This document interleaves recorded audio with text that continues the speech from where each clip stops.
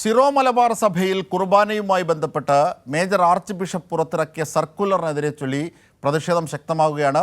ഏകീകൃത കുർബാന അർപ്പിക്കാത്ത വൈദികരെ സഭയിൽ നിന്നും പുറത്താക്കുമെന്ന സർക്കുലറിനെതിരെ തീരുമാനം സഭാ നിയമസംഹിതകൾക്കെതിരാണെന്ന് ചൂണ്ടിക്കാട്ടി ഇരിങ്ങാലക്കുട രൂപതയിലെ ഒരു വിഭാഗം വൈദികരാണ് പ്രതിഷേധ കുറിപ്പിറക്കിയത്. അതേസമയം സിനഡ് തീരുമാനം അട്ടിമറിക്കുന്ന വൈദികരെയും മെത്രാന്മാരെയും പുറത്താക്കണമെന്നാവശ്യപ്പെട്ട് മറുവിഭാഗം എറണാകുളം ബിഷപ്പ് ഹൗസിന് മുന്നിൽ പ്രതിഷേധം തീർത്തു. അടുത്ത മാസം 3 മുതൽ സിറോ മലബാർ സഭയ്ക്ക് കീഴിലെ മുഴുവൻ പള്ളികളിലും ഏകീകൃത കുർബാന അർപ്പിക്കണമെന്നും ഇത് പാലിക്കാത്ത വൈദികരെ സഭയിൽ നിന്ന് പുറത്താക്കുമെന്നും ചൂണ്ടിക്കാട്ടി major arch bishop Raphael Thattil പുറത്തിറക്കിയ സർക്കുലറിനെ ചൊല്ലിയാണ് പ്രതിഷേധം കനക്കുന്നത്. സർക്കുലറിലെ ഈ തീരുമാനത്തോട് വിയോജിച്ച് എറണാകുളം അങ്കമാലി അതിരൂപതയിൽ നിന്നുള്ള 5 മെത്രാന്മാരുടെ വിയോജനക്കുറിപ്പ് കഴിഞ്ഞ ദിവസം പുറത്തു വന്നിരുന്നു. ഇതിന് പിന്നാലെയാണ് ഇരിങ്ങാലക്കുട രൂപതയിലെ ഒരു വിഭാഗം വൈദികരും സർക്കുലറിനെ എതിർത്ത് രംഗത്തെത്തിയിരിക്കുന്നത്.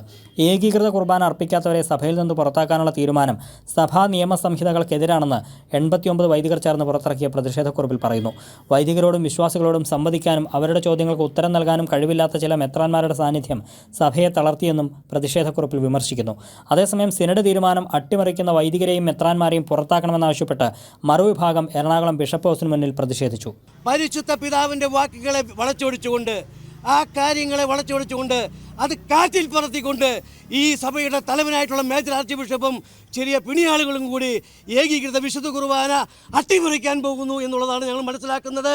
അതിനെതിരെ മരണം വരെയും നിരാഹാര സമരം ഞങ്ങൾ നടത്തും. കുർബാനയുമായി ബന്ധപ്പെട്ട തർക്കം പരിഹരിക്കുന്നതിനായി ചേർന്ന സിനഡിൻ്റെ ഔദ്യോഗിക തീരുമാനങ്ങൾ ഇതുവരെ പുറത്തു വന്നിട്ടില്ല. ഇരു കൂട്ടർക്കും സ്വീകാര്യമായ തീരുമാനമല്ല ഉണ്ടാകുന്നതെങ്കിൽ വരും ദിവസങ്ങളിലും പ്രതിഷേധം കൂടുതൽ ശക്തമാകും. കൈരളി ന്യൂസ്, കൊച്ചി.